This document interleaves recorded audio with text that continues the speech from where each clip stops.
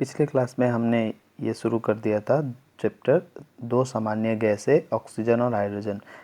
पिछले क्लास में हमने देखा था कि ऑक्सीजन का स्रोत क्या क्या है, ऑक्सीजन में क्या क्या से मिलता है, जैसे ऑक्सीजन कहाँ रहता है, ये सब हमने देख लिया। प्रयोगशाला में ऑक्सीजन गैस बनाने का तरीका क्या है, क्या क्या आवश्यक उपकरण है, आवश्यक रासायनिक पदार्थ, प्रक्रिया की दशा, विधि, रासायनिक समीकरण को संतुलित करके कैसे ऑक्सीजन पाया जाता है, ये सब हमने कर लिया है। आज हम देखेंगे ऑक्सीजन के गुण। तो सबसे पहले हम देखते हैं ऑक्सीजन के भौतिक गुण यानी फिजिकल प्रॉपर्टीज़। तो ऑक्सीजन एक रंगहीन, गंधहीन एवं स्वादहीन गैस है। कहने का मतलब यह है कि ऑक्सीजन को हम किसी रंग के द्वारा नहीं देख सकते, यानी ऑक्सीजन का कोई रंग नहीं होता है। गंधहीन अर्थात ऑक्सीजन का कोई गंध नहीं होता है। हम ऑक्सीजन को गंध के जरिए हम नहीं पहचान पाएंगे कि ये ऑक्सीजन गैस है या नहीं। एवं स्वादहीन, अगर हम ऑक्सीजन गैस लेते हैं श्वास के माध्यम से तो हमें पता नहीं चलता है कि ऑक्सीजन का स्वाद कैसा है। जैसे हम अगर कुछ मीठा खाते हैं तो हमें पता चल जाता है कि यह चीज़ मीठा है, अगर कुछ तीखा खाते हैं तो हमें पता चल जाता है ये तीखा है। लेकिन ऑक्सीजन जब हम ग्रहण करते हैं तो हमें उसका स्वाद का पता नहीं चलता। यह वायु से थोड़ी भारी होती है। कहने का अर्थ यह है कि वायु जो है वो विभिन्न गैसों का मिश्रण है।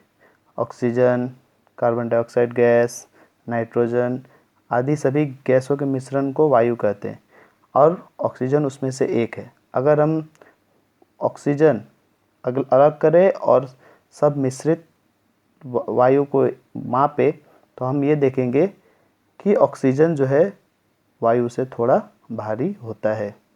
यह जल में थोड़ी मात्रा में घुलनशील है। कहने का अर्थ यह है कि ऑक्सीजन जल में घुला रहता है। जैसे हम देखते हैं यह जल में थोड़ी मात्रा में घुलनशील है। कहने का अर्थ यह है, जैसे हम जानते हैं जल का सूत्र होता है H2O। तो ये जो O है यही क्या है हमारा ऑक्सीजन। इससे हमें पता चलता है कि जल में ऑक्सीजन भी है। अब देखते हैं तीसरा नंबर पॉइंट क्या है। यह न्यून तापमान और अधिक दबाव पर द्रवित की जा सकती है। अर्थात अगर तापमान कम किया जाए और दबाव बढ़ा दिया जाए तो इस गैस को द्रव के रूप में बदला जा सकता है। द्रवित ऑक्सीजन का क्वथनांक -180 डिग्री सेल्सियस होता है। द्रव ऑक्सीजन का रंग हल्का नीला होता है। अर्थात जब इसे ठंडा किया जाता है तो ये द्रव बन जाता है और इस द्रव को अगर हमें बॉयल करके फिर से गैस बनाना हो तो हमें 188 डिग्री तापमान पर गर्म करना पड़ेगा। द्रव ऑक्सीजन का रंग हल्का नीला होता है। जैसे मैंने पहले बोला कि ऑक्सीजन जो गैस है उसका कोई रंग नहीं होता है, वो रंगहीन होता है। किंतु अगर ऑक्सीजन को द्रव में बदला जाए तो उसका रंग क्या हो जाएगा, हल्का नीला। इसे ठंडा करने पर नीले रंग के ठोस में बदल जाती है। अगर इसे हम ठंडा करेंगे, गैस से ठंडा करेंगे तो हमें द्रव, ये द्रव के रूप में मिलेगा। फिर उस द्रव को और ठंडा करेंगे तो हमें क्या मिलेगा, इसका ठोस रूप यानी ऑक्सीजन का ठोस रूप जो कि नीले रंग का होता है। और इसका गलनांक कितना है, -218 डिग्री सेल्सियस। अर्थात इस ठोस ऑक्सीजन को अगर हम गलाना चाहे तो हमें -218 डिग्री सेल्सियस तापमान की ज़रूरत पड़ेगी। अब देखते हैं इसका रासायनिक गुण। ऑक्सीजन गैस स्वयं ज्वलनशील नहीं है लेकिन पदार्थों के जलाने में सहायक है। अर्थात ऑक्सीजन गैस खुद नहीं जलती है, वो अपनी उपस्थिति में किसी और चीज़ को जला सकती है। जब ऑक्सीजन से भरे गैस जार में एक जलती हुई मोमबत्ती लाई जाती है तो वह तेज़ी से जलने लगती है। जैसे ये मान लीजिए ऑक्सीजन का गैस जार है, ठीक है, यहाँ पे ऑक्सीजन है, यहाँ पे क्या है, ऑक्सीजन। अगर इस ऑक्सीजन में हम एक क्या लेकर आए, जलती हुई मोमबत्ती। अगर इस ऑक्सीजन में हम अगर यहाँ जलती हुई मोमबत्ती लेकर आएंगे तो ये क्या होगा, तीव्र गति से जलने लगेगा। जब ऑक्सीजन से भरे जार में एक जलता हुआ मैग्नीशियम का तार लाया जाता है तो वह सफ़ेद प्रकाश के साथ जलकर मैग्नीशियम ऑक्साइड बनाता है। जैसे ये ऑक्सीजन से भरा हुआ एक जार है, इसमें हम मैग्नीशियम का तार डालते हैं तो ये क्या होता है, ये तीव्र गति से जलने लगता है और मैग्नीशियम जो है ऑक्सीजन के साथ प्रतिक्रिया करके मैग्नीशियम ऑक्साइड बनाता है। तीसरा पॉइंट क्या है, कार्बन, गंधक, फास्फोरस आदि ऑक्सीजन में जलकर क्रमशः कार्बन डाइऑक्साइड, सल्फर डाइऑक्साइड तथा फास्फोरस पेंटाऑक्साइड बनाते हैं। अर्थात कार्बन को अगर ऑक्सीजन के साथ जलाया जाए तो ये बनाएगा कार्बन डाइऑक्साइड गैस, सल्फर के साथ अगर ऑक्सीजन को जलाया जाए तो ये बनाएगा सल्फर डाइऑक्साइड, अगर फास्फोरस को ऑक्सीजन के साथ जलाया जाए, 5 ऑक्सीजन अणु के साथ जलाया जाए तो ये फास्फोरस पेंटाऑक्साइड का 2 अणु बनाएगा। चौथा, विद्युत स्पार्क पर हाइड्रोजन ऑक्सीजन के साथ संयोग कर जल बनाती है। जब विद्युत स्पार्क किया जाता है तो हाइड्रोजन ऑक्सीजन के साथ मिलकर क्या बनाएगी, जल बनाएगी। ये इक्वेशन से आप समझ सकते हैं, यहाँ पे हाइड्रोजन प्लस ऑक्सीजन और यहाँ अगर विद्युत स्पार्क किया जाए तो ये क्या बनेगा, हमें जल मिलेगा 2H2O यानी जल का 2 अणु। इसका उपयोग, वैसे तो हम सब जानते हैं कि ऑक्सीजन का उपयोग क्या है, लेकिन फिर भी हम यहाँ देखेंगे। ऑक्सीजन को प्राणवायु कहते हैं, ऑक्सीजन को प्राणवायु कहते हैं, इसका मतलब ये है कि ऑक्सीजन प्राणदायक है। अगर ऑक्सीजन गैस नहीं रहेगा तो हम सांस नहीं ले पाएंगे और हमारी मृत्यु हो सकती है। इसका कृत्रिम श्वसन में उपयोग किया जाता है, अर्थात ऑक्सीजन को श्वसन में तो हम प्राकृतिक से प्राप्त करते ही हैं, साथ ही साथ ऑक्सीजन हम खुद तैयार करके भी इसे, जैसे मेडिकल में या किसी भी हॉस्पिटल में हम ऑक्सीजन, कृत्रिम ऑक्सीजन का श्वसन के रूप में उपयोग करते हैं। ऑक्साइड बनाने में ऑक्सीजन ऑक्सीकारक के रूप में तथा औद्योगिक कार्यों में उसका उपयोग किया जाता है। तो ऑक्सीजन का और उपयोग क्या है, ऑक्साइड बनाने में, ऑक्सीकारक के रूप में तथा औद्योगिक कार्यों में इसका उपयोग होता है। अब ऑक्सीजन गैस का परीक्षण, हम कैसे जानेंगे कि कहाँ पे ऑक्सीजन है, कहाँ पर नहीं। एक सुलगती हुई लकड़ी के टुकड़े को ऑक्सीजन से भरे गैस जार में ले जाते हैं तो लकड़ी तीव्र रूप से जलने लगती है। अगर हम किसी गैस जार में दूसरा गैस रखेंगे तो क्या होगा, वो जो लकड़ी है वो बुझ जाएगी। अगर हम कार्बन डाइऑक्साइड गैस रखेंगे तो भी वो लकड़ी क्या होगी, बुझ जाएगी। अगर हम वहाँ ऑक्सीजन रखेंगे तो वो क्या होगा, तीव्र रूप से जलने लगेगा। अगर हम कहीं भी छोटी चीज़ को जलाकर डालते हैं, अगर वो तीव्र गति से जलने लगता है तो इससे हम समझ सकते हैं कि उस जगह पे ऑक्सीजन बहुत अधिक मात्रा में है। क्षारीय पोटेशियम पाइरोगलेट घोल में गैस को प्रवाहित करने पर यदि घोल बादामी हो जाता है तो गैस ऑक्सीजन होगी। अगर हम क्षारीय पोटेशियम पाइरोगलेट घोल में गैस को प्रवाहित करेंगे, अगर पोटेशियम पाइरोगलेट घोल में ऑक्सीजन गैस को प्रवाहित करेंगे तो यदि घोल बादामी रंग का हो जाएगा, अगर किसी भी गैस को डालेंगे अगर वो घोल बादामी रंग का हो जाएगा तो इससे हम समझ सकते हैं कि उस गैस में ऑक्सीजन मौजूद है। अब क्या देखेंगे हम, दहन।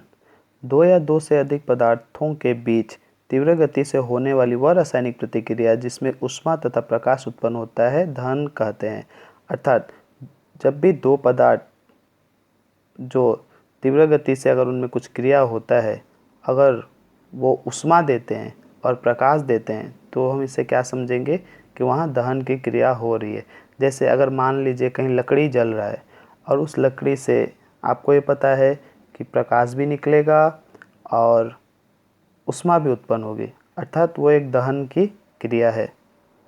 गैस जलाते हैं जब भी तो वहाँ क्या होता है, हमें ऊष्मा भी मिलती है, प्रकाश भी मिलती है, अर्थात इससे हम समझ सकते हैं वो क्या है, वहाँ क्या हो रहा है, दहन हो रहा है। उदाहरण, मोमबत्ती का जलना, मोमबत्ती जब भी जलता है तो हमें ऊष्मा मिलती है, रोशनी मिलती है या प्रकाश मिलती है, तो हम मोमबत्ती का जलना को भी दहन कह सकते हैं। फास्फोरस का जलना, फास्फोरस का जलना भी दहन का एक उदाहरण है। गंधक का जलना, गंधक का जैसे मैंने पहले ही बताया, यहाँ पे गंधक के अगर ऑक्सीजन के साथ मिलाए तो सल्फर डाइऑक्साइड, गंधक यानी सल्फर, सल्फर को ऑक्सीजन से मिलाने से क्या होता है, ऑक्सीजन के साथ जलाने से सल्फर डाइऑक्साइड, तो ये भी एक क्या है, दहन का उदाहरण है। फास्फोरस वायु के संपर्क में आते ही स्वयं जल उठता है। अगर फास्फोरस वायु के संपर्क में आए तो वो खुद जलने लगता है। ऐसे पदार्थ को दाह्य पदार्थ कहते हैं। ऐसे पदार्थ जो वायु के संपर्क में आकर स्वयं जलने लगते हैं उसे दाह्य पदार्थ कहते हैं। इसका अर्थ यह है कि फास्फोरस क्या है, एक दाह्य पदार्थ है तथा इस प्रक्रिया को दहन कहते हैं। तो जो जलने की क्रिया मैंने पहले ही बताया, अगर कोई भी पदार्थ जलता है और वो ऊष्मा देता है और वो प्रकाश देता है तो वो क्या कहलाएगा, दहन कहलाएगा। अतः दहन की परिभाषा क्या होगी? दहन एक तीव्र रासायनिक प्रतिक्रिया है जिसमें ऊष्मा एवं प्रकाश उत्पन्न होता है। ये आपको याद कर लेना है। दहन क्या है? दहन एक तीव्र रासायनिक प्रतिक्रिया, मतलब बहुत ही जल्दी होने वाली क्रिया है जिससे हमें क्या मिलेगा, ऊष्मा एवं प्रकाश उत्पन्न होगा। हम तो बल्ब जलाते हैं, स्विच ऑन करते हैं, बल्ब जल उठता है, तो क्या बल्ब भी दहन होगा? नहीं, बल्ब दहन नहीं होगा, क्योंकि उसमें क्या होता है, बहुत कम मात्रा में ऊष्मा निकलता है। लेकिन लकड़ी जो हुआ उसमें क्या होगा, बहुत मात्रा में ऊष्मा और प्रकाश दोनों मिलता है। कुछ धातु वायु की उपस्थिति में जलने पर ऑक्सीजन से संयोग करके जो यौगिक बनाती है उसे ऑक्साइड कहते हैं।